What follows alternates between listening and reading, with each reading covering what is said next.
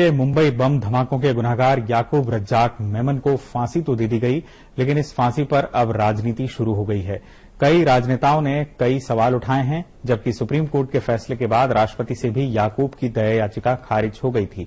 सवाल अहम है कि क्या कानून से भी बड़े हैं सियासत करने वाले।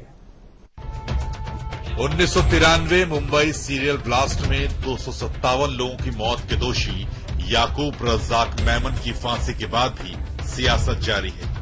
यूं फांसी की तारीख सामने आने के बाद से ही इस वक्त सियासत शुरू हो गई थी और सबसे पहला इसका विरोध किया था समाजवादी पार्टी के नेता अबू आजमी ने, और उसके बाद AIM चीफ असदुद्दीन ओवैसी ने तो इसे मजहब से ही जोड़ दिया। लेकिन हैरत ये कि एक आतंकी की फांसी के बाद भी इन सियासतदानों के चौंकाने वाले बयान सामने आए।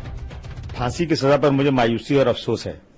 सजा होना चाहिए, इन्वॉल्वमेंट है, लेकिन मैंने देखा है कि यहाँ पे बहुत सारे लोग ऐसे पकड़े गए इसमें जो कॉन्स्पिरेसी में भी थे, जो बम प्लान करने में भी थे, और हम यहाँ वकील, बड़े बड़े वकील ये कहते थे कि इनको फांसी की सजा होगी, लेकिन सबको फांसी हट गई। ये बता रहे हैं कि 250 लोग जो बॉम्ब ब्लास्ट में मासूम लोग मारे गए उनके लिए फांसी है, तो फिर जो 90 लोगों को माया कोडनानी, बाबू बजरंगी ने मारा, हम भी देखना चाहेंगे अपनी आंखों से और पढ़ना चाहेंगे और अपने सीने में उसको महसूस करना चाहेंगे कि बाबू बजरंगी और माया कोडनानी को भी फांसी पर चढ़ाया जाए। तो मेरी राय में एक दुर्भाग्यपूर्ण मिसकैरेज ऑफ जस्टिस हो गया है, इसमें अन्याय हो गया है और इसके दुर्भाग्यपूर्ण इफेक्ट होंगे आगे चलकर। हालांकि समाजवादी पार्टी के ही एक और वरिष्ठ नेता आजम खान ने यह कहकर ऐसे सियासतदानों को फटकार लगाई है और कहा है कि याकूब को समर्थन करने वाले देश को बांटना चाहते हैं। उधर कांग्रेस महासचिव दिग्विजय सिंह ने भी पहले तो अपने ट्वीट में सरकार और न्यायपालिका की सक्रियता पर तंज कसा, लेकिन फिर उनके भी सुर बदल गए। लास्ट में सिर्फ एक धर्म के लोग नहीं मारे गए, सभी लोग मारे गए, और इस तरह की एक्टिविटी करने वाले लोग खबर बनाते हैं, दहशत फैलाते हैं, वो मजहब या जात नहीं देखते।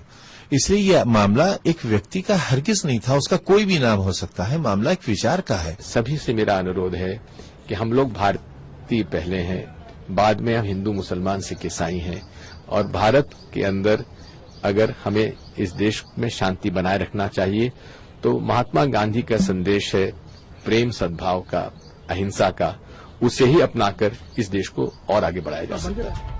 दूसरी तरफ बीजेपी और एनडीए के घटक दलों ने यह सवाल उठाया है कि आतंकी गतिविधियों को अंजाम देने वाले जिस गुनहगार को सुप्रीम कोर्ट से राहत नहीं मिली, राष्ट्रपति ने दया याचिका खारिज कर दी, फिर भी कुछ लोग ऐसे बयान दे रहे हैं मानो कि वो कोर्ट और कानून से ऊपर हो।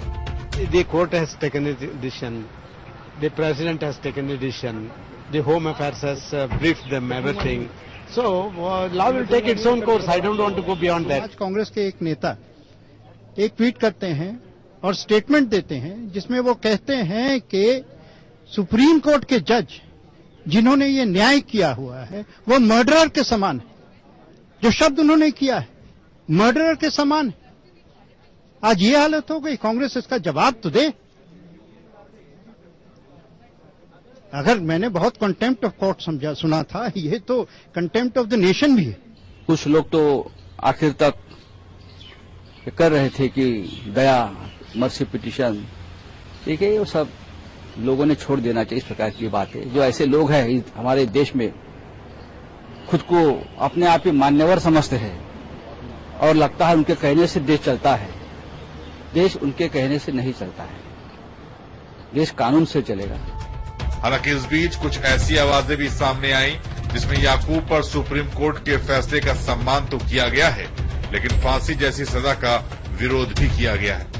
तो सुप्रीम कोर्ट का जो फैसला हुआ है उसके बाद कुछ इफ एंड बट का स्कोप नहीं है। लेकिन हाँ, जहां तक आपने मुझसे पूछा, मैं आज से नहीं, शुरू से मेरा स्टैंड है, कलाकार होने के नाते, एक संवेदनशील प्राणी होने के नाते, किसी भी, चाहे सिविलियन को हो चाहे किसी और को हो, कहीं भी हो, मैं कैपिटल पनिशमेंट के खिलाफ हूं। समय के लिए ब्यूरो रिपोर्ट।